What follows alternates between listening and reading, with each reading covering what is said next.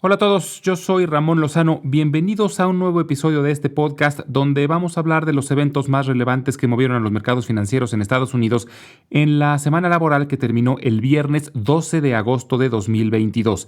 En la idea de la semana vamos a hablar sobre Disney y en la sección educativa vamos a hablar de insider trading.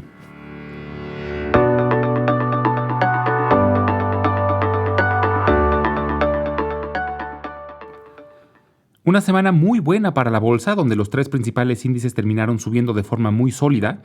El Dow Jones subió el 3%, el Standard & Poor's 500 el 3.1% y el Nasdaq el 3.3%. Esto marca la cuarta semana consecutiva con ganancias, cosa que no sucedía desde noviembre del año pasado. Y sobre todo es interesante que los índices se acercan a indicadores técnicos importantes. Se están aproximando al promedio de los últimos 200 días, lo que posiblemente sea una resistencia, pero que si logran cruzar, dará mayor confianza sobre la sostenibilidad del rally que están teniendo. Durante la semana, todos los sectores productivos terminaron en territorio positivo, liderados por las empresas energéticas. El petróleo subió de forma moderada, cruzando la barrera de los $90 el barril, y también tuvieron muy buen desempeño las empresas financieras y las de materias primas. Una noticia fue la que generó la mayor parte del movimiento positivo de la semana y fue la relacionada a la inflación. Se reportaron dos índices relacionados a la inflación. El primero, el índice de productos al consumidor, que es considerado como el principal indicador, se situó en 8.5% durante el mes de julio, lo que sigue siendo altísimo, pero es una desaceleración considerable. Recordemos que durante el mes de junio se situó en 9.1%. El otro índice que también es relevante es el de precios de producción, que se situó en 9.8% durante el mes de julio, también por debajo del 11.3% mostrado durante junio. Entonces, aunque son números muy altos, da la esperanza de que ya haya pasado el pico de inflación y empiece a moderarse poco a poco. También da esperanza de que la Fed no sea tan agresiva en los incrementos de las tasas de interés. Por ahora el consenso es que no haya reunión extraordinaria durante este mes y en el mes de septiembre aumenta la probabilidad de que el incremento sea solo del 0.5% en lugar del 0.75% que habíamos tenido en meses anteriores. Existe la esperanza de que la Fed logre controlar la inflación sin desacelerar la economía a tal grado que afecte gravemente al mercado laboral. Hubo otra noticia interesante y fue la aprobación de la legislación conocida como Inflation Reduction Act, es decir, la legislación para la reducción de la inflación, que aprobó el Congreso de los Estados Unidos y se espera que pronto sea firmada por el presidente Biden.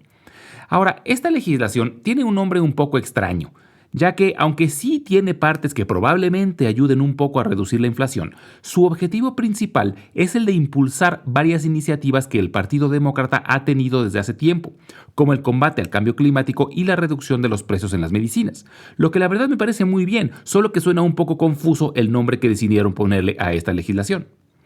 En cuanto a reportes trimestrales de la semana, el resultado fue mixto. Sobresale el de Disney, que reportó números mucho mejor de lo esperado, sobre todo gracias al desempeño de sus parques de diversiones y al incremento en las suscripciones de su plataforma Disney Plus.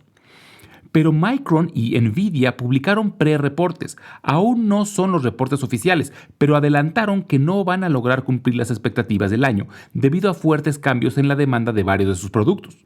En el caso de Nvidia, sus ventas han sido afectadas por una fuerte desaceleración en el consumo de productos para videojuegos y minería de criptomonedas, y en el caso de Micron, debido a una caída en las ventas de computadoras personales y teléfonos inteligentes. Esto generó nerviosismo en toda la industria de los semiconductores, aunque sus acciones no tuvieron desempeños tan negativos, en parte gracias a que en general la semana fue positiva para la bolsa. La próxima semana habrá mucha información relevante, sobre todo el día miércoles, ya que se publicarán las minutas de la junta que tuvo la Fed durante los últimos días de julio. Y los analistas estarán buscando pistas acerca de posibles decisiones de la Fed y sobre todo su opinión acerca de la salud de la economía en general. También se reportarán las ventas al menudeo, lo que suele mostrar la salud de los consumidores. Además de que saldrán los reportes trimestrales de Walmart y Target, dos gigantes del retail, y no se esperan buenos números de ninguno de los dos, ya que han sufrido de exceso de inventario y de inflación en la mayoría de sus productos, pero será importante escuchar la perspectiva que tienen sobre el futuro. Durante la semana también vale la pena monitorear los reportes de Cisco Systems, Deere, Home Depot y Applied Materials.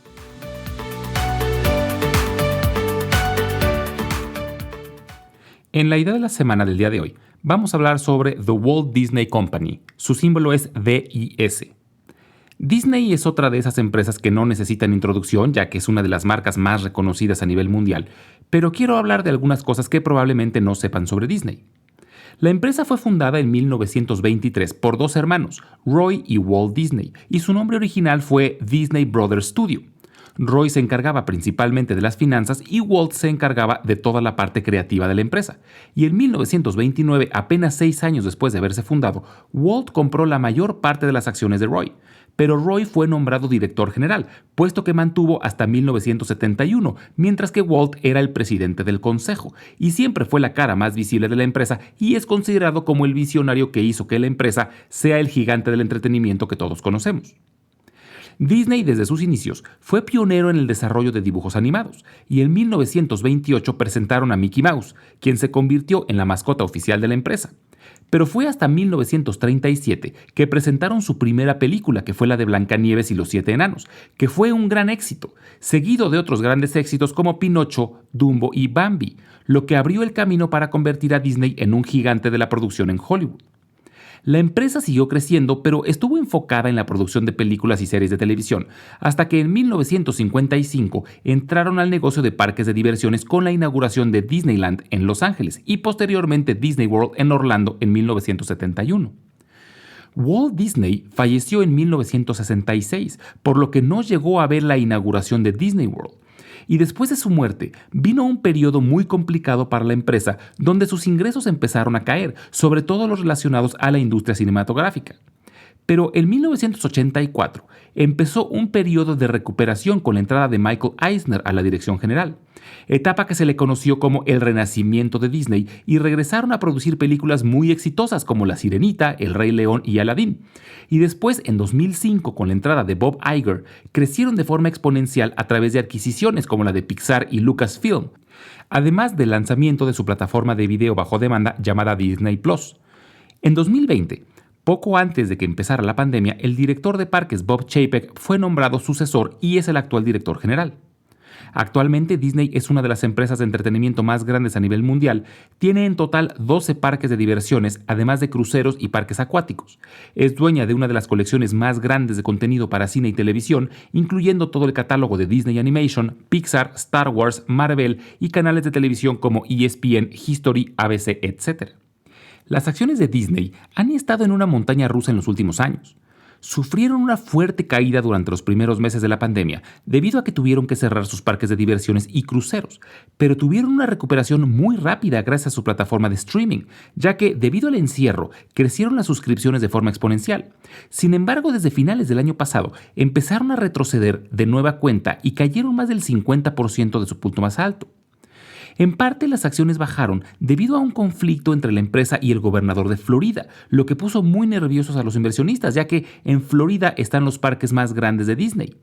Muchos cuestionaron el liderazgo del recién nombrado director Bob Chapek. Además, se generó mucha incertidumbre sobre el futuro de la plataforma de streaming, ya que algunos competidores como Netflix y Paramount reportaron un decrecimiento en sus suscripciones. Pero la semana pasada, Disney reportó números espectaculares. Sus ingresos subieron 26%, mucho mejor de lo esperado por los analistas. Mostraron ingresos récord en sus parques de diversiones y su plataforma Disney Plus sigue creciendo. Esto hizo que sus acciones brincaran más del 10%, pero aún después de este brinco, siguen 35% abajo de su máximo histórico. Y es interesante porque siguen por debajo del nivel que tenían antes de que empezara la pandemia, por lo que podría representar una buena oportunidad. Y por eso es que Disney puede ser un buen candidato para nuestro portafolio.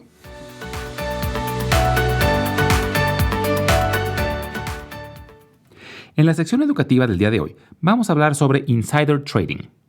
Un insider es una persona que por sus circunstancias tiene información privilegiada sobre una empresa, información que no es pública y no puede ser obtenida por el resto de los inversionistas. Un ejemplo de insiders son los directores de la empresa, pero no tienen que trabajar directamente dentro de una empresa. Un insider también puede ser un amigo o un familiar de algún directivo, un periodista y hasta un miembro del gobierno. Es cualquier persona que pueda tener acceso a información importante acerca de alguna empresa que no se ha distribuido al público en general. Y como tienen información privilegiada, es ilegal que utilicen esta información para tomar decisiones de compra o venta de acciones de la empresa en la que participan, porque les daría una ventaja injusta sobre el resto de los inversionistas. Y por esta razón hay reglas para que puedan realizar transacciones, pero sin aprovecharse de su posición. Estas reglas son impuestas por la SEC, la comisión que regula el mercado de valores, y su incumplimiento tiene consecuencias muy graves, desde multas muy elevadas hasta tiempo en la cárcel. Y el objetivo de regular el insider trading es el de mantener un mercado más justo y conservar la confianza de los inversionistas. Entonces, cuando un insider realiza una compra o venta de acciones, la tiene que reportar al poco tiempo a la SEC, quien después la hace pública para el conocimiento del resto de los inversionistas. Además, un insider no puede realizar una compra o venta en cualquier momento. La tiene que hacer durante ciertas ventanas de tiempo donde no hay información relevante que aún no haya sido compartida al público en general.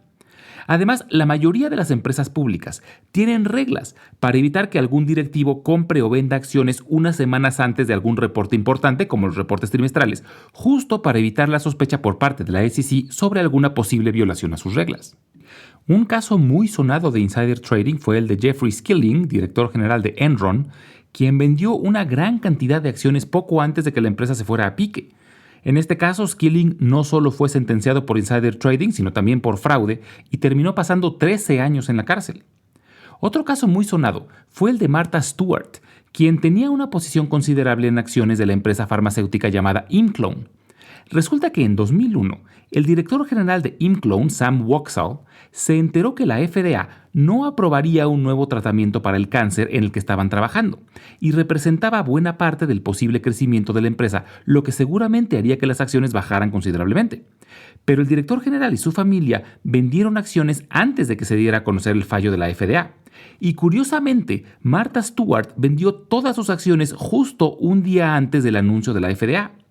Después de una investigación de la SEC, se supo que el broker de Martha Stewart era también el broker de Sam Waksal, y le avisó que Sam y su familia estaban vendiendo grandes cantidades de acciones de ImClone, y por esta razón Martha Stewart vendió todas sus acciones. Después de las investigaciones, Sam Waksal fue condenado a 7 años en prisión, pero Martha Stewart también fue condenada y pasó 5 meses en prisión. Pero la gran mayoría de las transacciones de los insiders son legales, siempre y cuando cumplan con los periodos autorizados y reporten todo a la SEC. Y nosotros podemos acceder a esa información. De nuevo, usando como referencia la página de finanzas de Yahoo, si buscamos una empresa y nos vamos a la sección que dice Holders, podemos ver quiénes son los principales accionistas. Y hay una sección que dice Insider Transactions, y ahí podemos encontrar todas las transacciones recientes que los insiders han hecho de esa compañía. Pero para mí lo más interesante no es cuando un insider vende acciones, porque como ya vimos, si lo hace basado en información privilegiada se puede meter en un problema grande. Lo interesante es cuando un insider compra acciones de su empresa, porque puede vender acciones por muchas razones. A lo mejor se quiere comprar una nueva casa o quiere diversificar su inversión, etc. Pero si compra acciones es por una sola razón, porque tiene confianza en el futuro de la empresa y considera que es buen momento para comprarlas. Y por eso, cuando algún director general u otro miembro importante de una empresa compra acciones de su propia empresa, suele ser una buena señal y puede ser una buena oportunidad de compra. Y quise hablar de este tema el día de hoy, porque fue muy sonado que en estos últimos días se reportó que Elon Musk vendió casi $8,000 millones en acciones de Tesla. Y esto podría sonar muy preocupante, que el director general de una empresa venda tanto en tan poco tiempo. Pero parece ser que se está preparando en caso de que pierda la demanda que tiene con Twitter y sea obligado a comprar la empresa. Antes de terminar con el episodio del día de hoy, quería platicarles que estamos empezando un nuevo blog. Varias personas me han pedido que suba la transcripción de los episodios para poderlas leer y me recomendaron mucho un blog llamado Substack. Entonces vamos a probarlo a ver qué tal funciona. Estará en la página invertirenlabolsa.substack.com y les dejo la liga en la descripción del podcast. Les pido un poquito de paciencia, probablemente nos tome un par de días subir el episodio después de que sea publicado y poco a poco iremos subiendo los episodios anteriores para que también estén disponibles. Como siempre, les dejo mi correo electrónico por si tienen alguna duda, comentario o sugerencia. Es ramonlog@yahoo.com, ramonlog@yahoo.com, y les dejo la página donde podrán encontrar la sección educativa de episodios anteriores. Es www.ramonlog.com. Muchas gracias y nos escuchamos en el próximo episodio.